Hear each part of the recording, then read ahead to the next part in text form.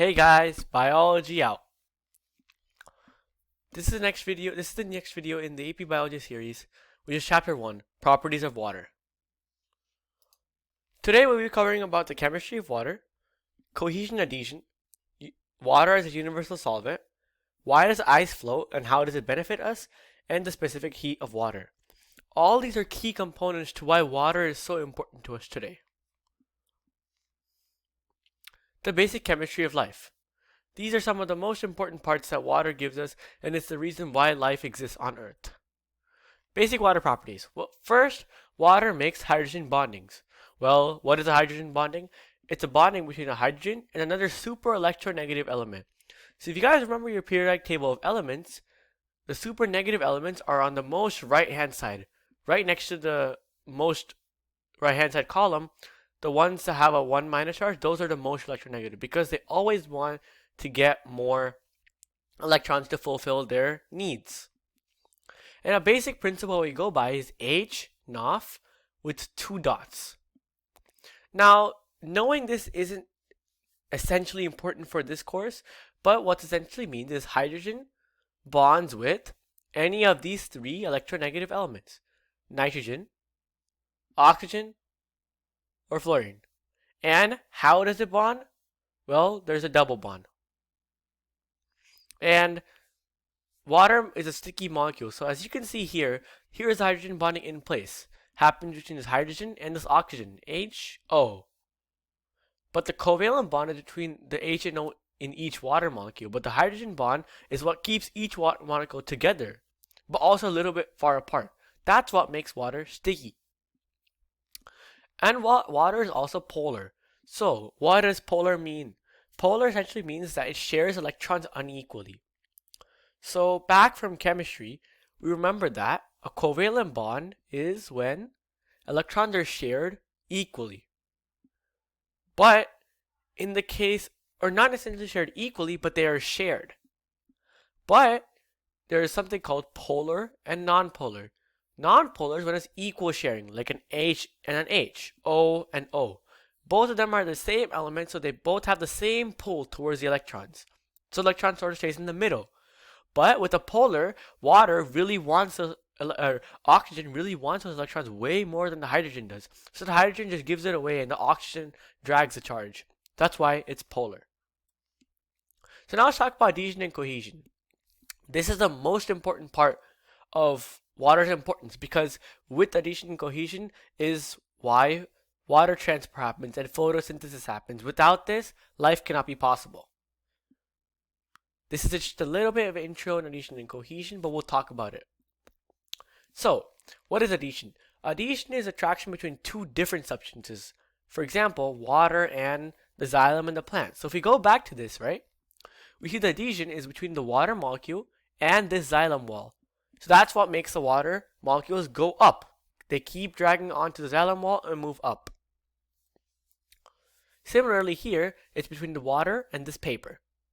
Cohesion is attraction between water molecules, and this is due to hydrogen bonding. As we can see here, the cohesion is between this oxygen, which is denoted by the big one, and hydrogen, which is denoted by the small one. That hydrogen bond is what causes water to stick to each other, so all the water molecules go up. Similarly, this causes an effect called the capillary action, which we'll talk about in a little bit. But essentially what happens is cohesion and adhesion help water stick to each other and help transfer it to a different substance.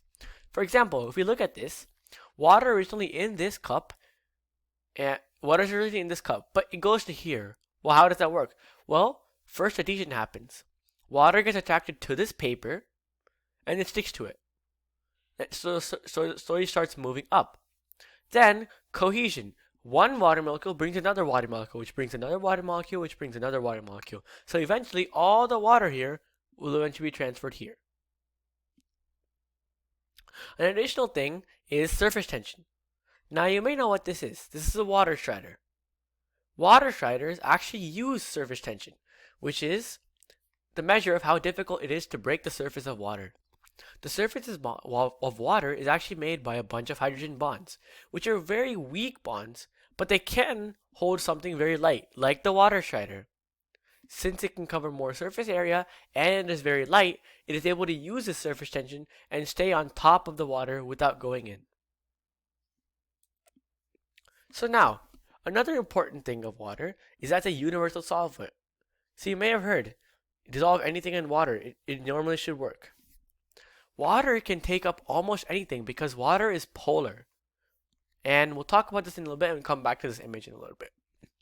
Water's polarity makes it a good solvent because of this general rule. Like dissolves like. So polar substances, like water, can dissolve polar and ionic solutes.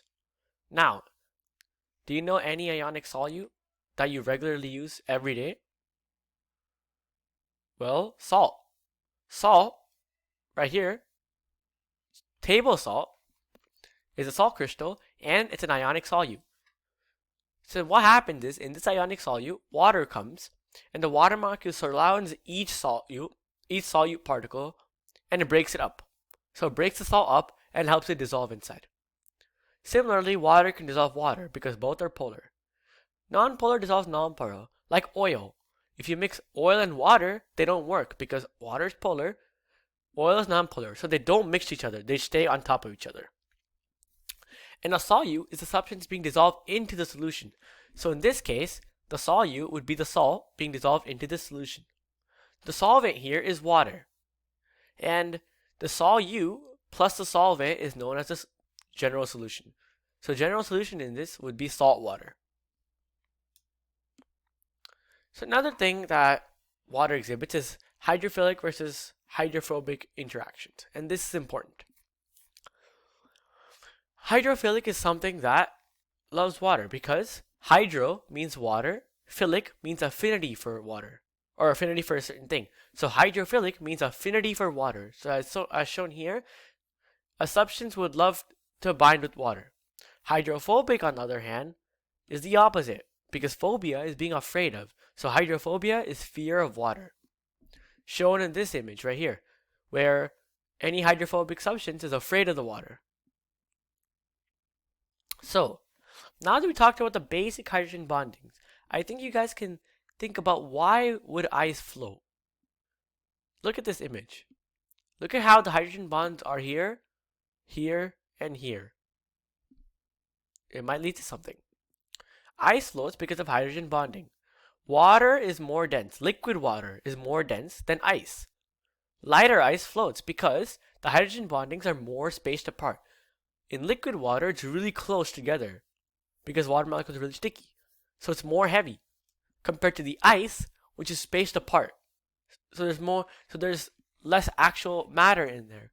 This caused it to be less dense and less heavy, which is why ice can float on liquid water. And the importance of this. Well, now if you think about it, in Antarctic, Arctic, many animals rely on ice and living under the ice to be able to survive.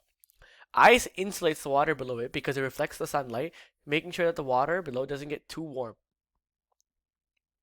This allows all these animals to survive. This is why many people are arguing about how ice melting is very important towards our environment. We need to stop it. This is because ice reflects all sunlight and making the water more suitable for the animals that live in it. So now, we'll finish off by talking about water's specific heat and pH, or power of hydrogen. And this you can kind of see about the specific heat about how water is very resistant to heat.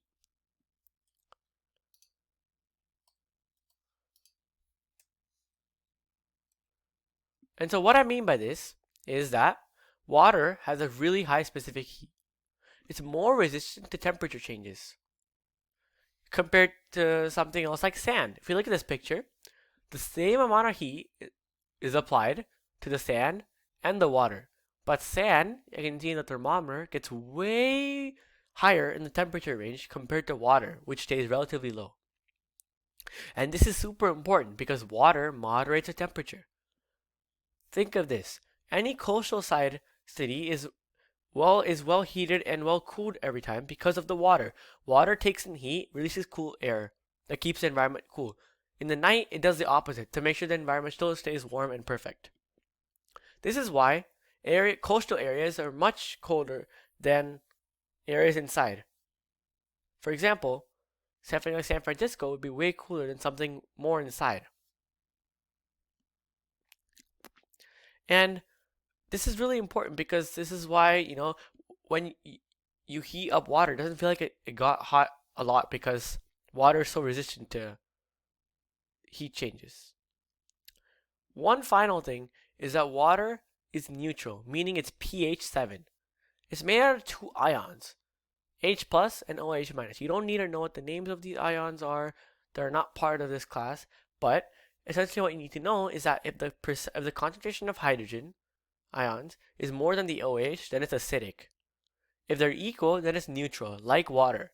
But if the OH is more, then it's basic. This is all you need to know for Chapter 1 of AP Biology. Biology out.